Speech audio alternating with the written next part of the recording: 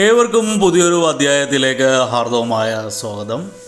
ഈ അധ്യായത്തിൽ നമ്മൾ വിശകലനം ചെയ്യുന്നത് ആയില്യം നക്ഷത്രത്തിൻ്റെ 2025 ആണ്ട് ജനുവരി ഫെബ്രുവരി മാസങ്ങളിലെ ഗുണദോഷ ഫലങ്ങളാണ്.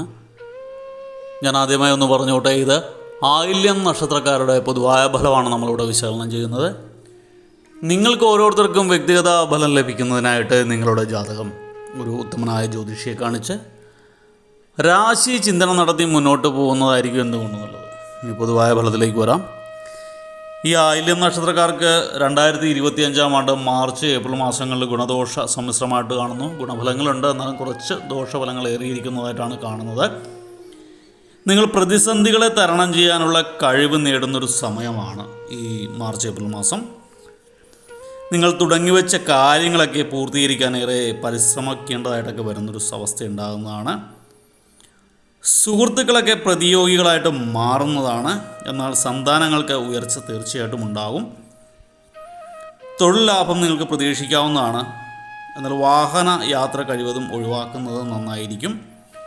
പൂർവിക സ്വത്തിനെ ചൊല്ലി തർക്കങ്ങൾ ഉണ്ടാകാനുള്ള സാധ്യതയുണ്ട്.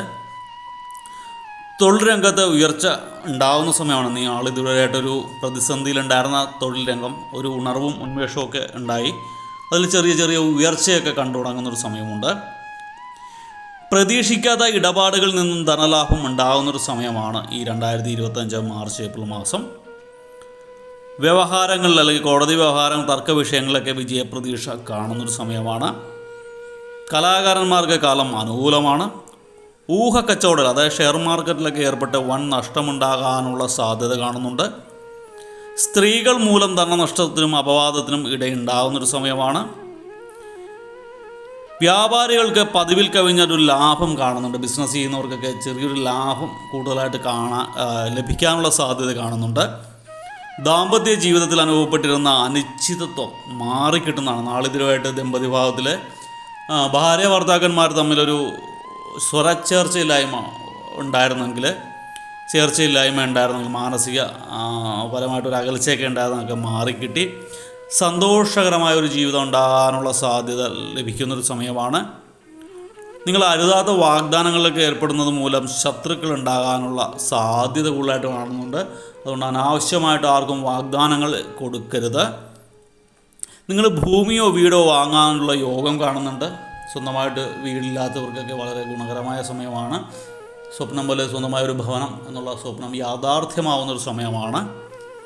നിങ്ങളുടെ വാക്കും പ്രവൃത്തിയും ഫലപ്രദമാവുകയില്ല. നിങ്ങൾ പറഞ്ഞതുപോലെ വാക്കിൽ പ്രവൃത്തിയിൽ കൊണ്ടുവരാൻ സാധിക്കുകയില്ല.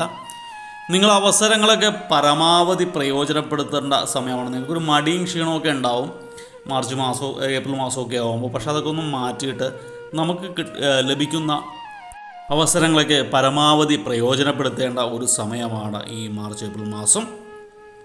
പൊതുവേ ചെറിയ പ്രശ്നങ്ങളൊക്കെ ഒഴിച്ചാൽ വലിയ കുഴപ്പമില്ലാതെ കാലം മുന്നോട്ട് പോകും. ഉദാഹരണത്തിന് ദമ്പതി ഭാവത്തിലൊക്കെ ഗുണകരമായിട്ടാണ് കാണുന്നത്. ഷെയർ മാർക്കറ്റ് ബിസിനസ് ചെയ്യുന്നവർക്കൊക്കെ വളരെ മോശമായിട്ട് കാണുന്നു. നിങ്ങളുടെ ഗുണഫലങ്ങളുടെ മാറ്റം വർദ്ധിക്കാനും ദോഷഫലങ്ങളുടെ കാഠിന്യം കുറയ്ക്കുന്നതിനുമായിട്ട് നിങ്ങൾ വെള്ളിയാഴ്ചകളിലൊക്കെ ദേവീപ്രീതി ഉണ്ടാകുന്നത് അത്യാവശ്യമാണ്. ദേവീ ക്ഷേത്രങ്ങളിൽ വെള്ളിയാഴ്ചയും വ്യാഴാഴ്ചയൊക്കെ സന്ദർശിക്കുക. ദേവിക്ക് വെളുത്ത പുഷ്പം കൊണ്ട് മാല ചാർത്തുക, വെളുത്ത പായസം നിവേദിക്കുക, ഉടയാട ചാർത്താൻ കൊടുക്കുക, താലി കൊടുക്കുക ഒക്കെ ചെയ്യുന്നത് ഗുണകരമാണ്.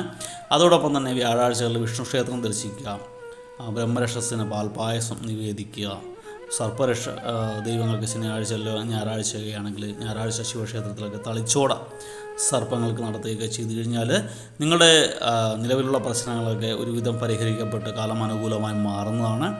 അപ്പോൾ ഇത്രയൊക്കെ ചെയ്താൽ മതി. വലിയ വലിയ കാര്യങ്ങളൊന്നും ചെയ്ത് മുന്നോട്ട് പോകണ്ട. ഒപ്പം എല്ലാ ദിവസവും ഭഗവാനോട് പ്രാർത്ഥിക്കുന്നത്, ഏതെങ്കിലും നിങ്ങളുടെ ഇഷ്ടദൈവമാരാണോ അദ്ദേഹത്തിനോട് മനസ്സ് നിറഞ്ഞ് പ്രാർത്ഥിക്കുന്നത്, പ്രത്യേകിച്ച് ദേവിയോട് പ്രാർത്ഥിക്കുന്നത് ഗുണകരമായിരിക്കും. ഇത്രയൊക്കെ ചെയ്താൽ കാലം ഒരുവിധം അനുകൂലമാണ്. നിലവിലുള്ള പ്രശ്നങ്ങൾക്കൊക്കെ ഒരു ശാന്തത കൈവരുന്നതാണ്. മൂർധന്യാവസ്ഥ ഒന്ന് മാറിക്കിട്ടുന്നതാണ്. മനസ്സുഖമുണ്ടാകുന്നതാണ്. ഇത്രയൊക്കെ ചെയ്താൽ മതി. അപ്പോൾ വീഡിയോ ഇഷ്ടപ്പെട്ടാൽ ലൈക്ക് ചെയ്യുക. തുടർന്നുള്ള മാസങ്ങളിലെ വീഡിയോ കൃത്യമായി ലഭിക്കുന്നതിനായിട്ട് ചാനൽ സബ്സ്ക്രൈബ് ചെയ്തിട്ടില്ല എങ്കിൽ സബ്സ്ക്രൈബ് ചെയ്യുക. ഒരിക്കൽ കൂടി നന്ദി പറഞ്ഞുകൊണ്ട് നിർത്തുന്നു. നന്ദി, നമസ്കാരം.